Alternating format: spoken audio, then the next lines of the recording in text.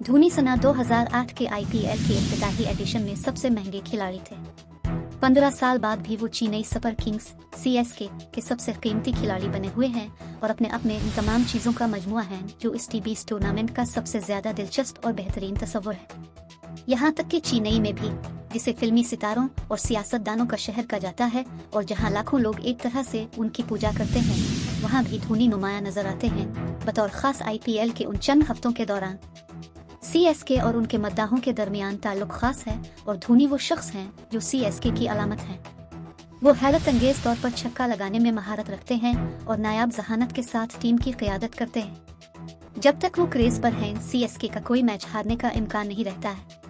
लेकिन धोनी के जहन में दूसरी चीज़ों ने कब्जा कर रखा है और वो ये है कि वो अपनी टीम को एक और कप देना चाहते हैं।